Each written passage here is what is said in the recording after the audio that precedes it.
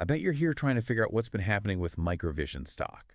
You want to know like what's important without having to dig through everything, right? Right, exactly. And I feel like there's been a lot of buzz lately. Yeah, there has Microvision, if you don't know the ticker is MVIS, and they're all about that laser beam scanning technology.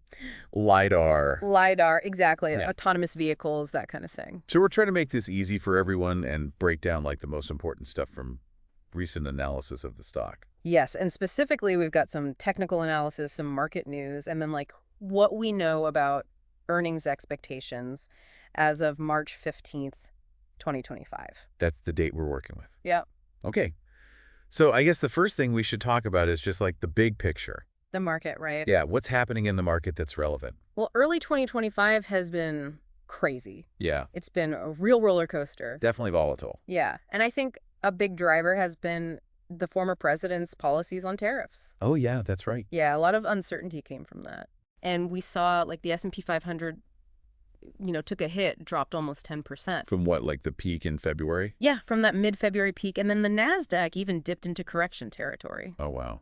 So not good. Not good, no. So I mean, I guess the question is like, how does that affect a company like Microvision specifically? Right, well, so when the market is uncertain, like the investors, they get a little scared. Yeah. Especially with, growth stocks, the tech sector, things like that. Risk averse, right? Risk averse, exactly. Okay, so that's the context. Yep. Now let's talk about what's actually been happening with Microvision stock. Okay, so as of March 10th, 2025, the stock closed at $1.02, Okay. which was down about 4% from the open that day. Oh. But the thing is, like in the 10 weeks before that, it had already fallen 45%. Oh my gosh. That's a lot. Yeah, that's a big drop. That's huge. And this was all like information that people were sharing on X, Oh, interesting. Okay, so like 45% is a big drop. But then I also saw something about like a historical support level for the stock. Yeah, there's this zone between like 80 cents and $1 that people call the smart money zone. Kitschy. I know, right? And what that basically means is that like big investors. Whales. Yeah, exactly. They tend to buy in around there, and that kind of creates a floor for the stock. So it bounces. Exactly. And historically, it's bounced from this zone like 70% of the time. Oh, wow. Okay, that is interesting. Right.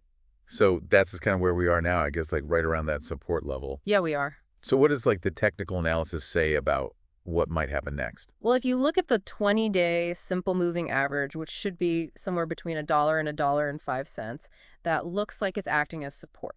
So like what does that actually mean though? So it's like basically like a line, you average out the stock price over the last 20 days, and when the price gets close to that line, it's like it has support. Oh, I see. So it's less likely to fall below it? Got it. But then there's also the 50-day SMA, Okay. which is probably around $1.10 to $1.15, and that looks like it's acting as resistance. So like a ceiling. Yeah, exactly. So Yeah. it's been having trouble breaking through that. Okay, so the 20-day is below the current price, the 50-day is above. Yeah, that's right.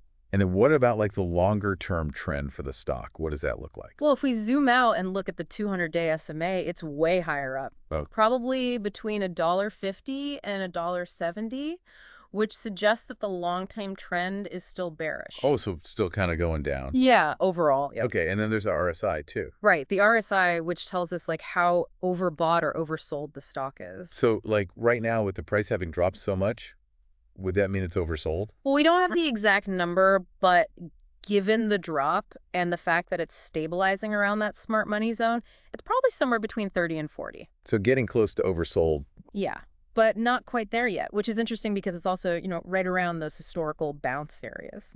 Okay, so that's the technical stuff. I guess the other thing to consider is like the trading volume. Yeah. And, options activity. Yeah, people were talking on X about increased trading volume on March 10th, right around that support level.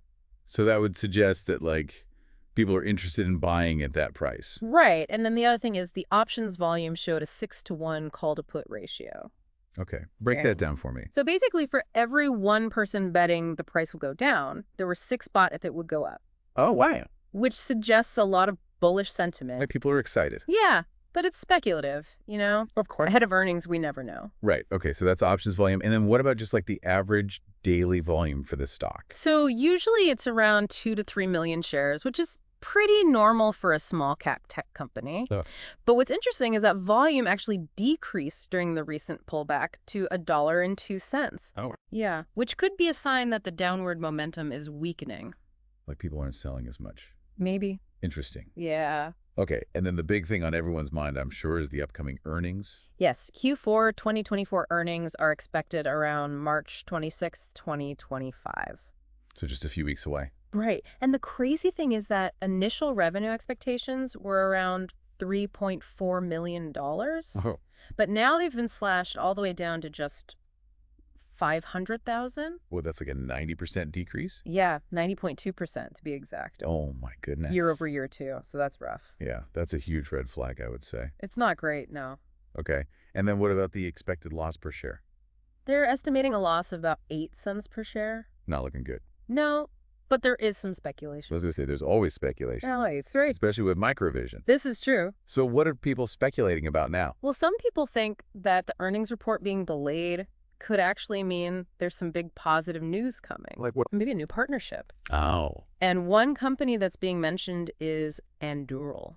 Oh, Endural. What do they do? So they actually recently took over the Army's IVS program, which uses Microvision's laser scanning technology. Interesting. So if they were to partner more closely, that would be a big deal. It could be, yeah. And there's also a lot of buzz about potential applications for their LiDAR technology. The MVIS sensor? Exactly. People think those could be used in all sorts of things, like the military drones, aerospace, you name it. Okay, so there's like the potential for bad news with the earnings, but also this potential for good news with these new applications. Exactly. It's like a balancing act. It's Microvision. That's what they do. That's the game we play. And then there's also this Merge Americas thing happening. Oh, yeah. The EJO-V Summit at the end of March. With Palmer Luckey. Right. He's going to be there. And people think that could be a catalyst for Microvision to get more exposure. So more eyes on the company? Yeah, potentially. Okay, so lots of potential catalysts, both good and bad. But I guess for investors, what are the key price levels they should be watching?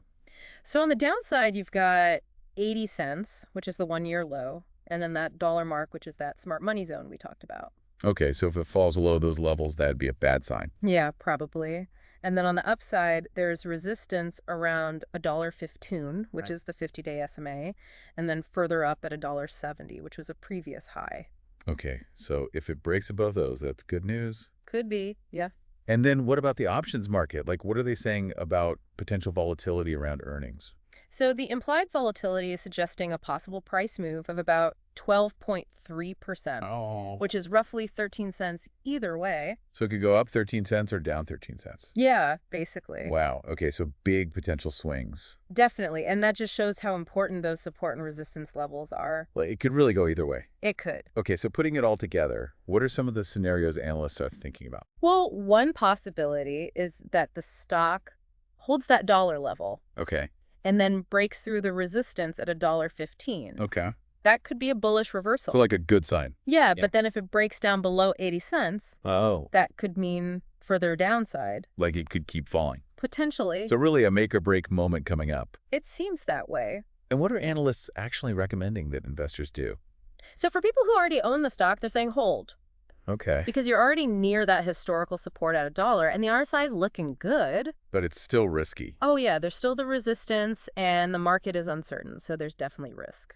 Okay, and what about for people who don't own the stock yet? Well, they're saying it could be a speculative buy. Okay, so like if you're willing to gamble. Yeah, exactly, but with a tight stop loss below 80 cents to limit losses. Okay. And the potential upside could be anywhere from $1.70 to $2, especially if those catalysts we talked about come through. Right, okay. And Wall Street analysts are actually pretty optimistic. Yeah, their median price target for the next 12 months is $2.50. Wow.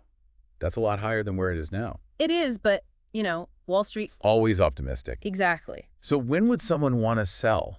So the only time they're really recommending selling is if it breaks below that 80-cent level. Okay. Because then it could keep dropping, maybe even down to like 50 or 60 cents. Oh, man. Okay, so what should people be doing right now to stay on top of all this? Keep an eye on the volume spikes and the RSI. Okay. Those are key. And then if it closes above $1.15, that's a good sign. Bullish. Bullish. But if it drops below 80 cents, Right. that's bearish. Not good. Not good. Okay. I feel like I understand so much better now. Yeah, we've covered a lot. Like, it really seems like Microvision is at a crossroads. It does. There's potential for it to go up a lot. Yeah, if they can deliver on those new applications. Right.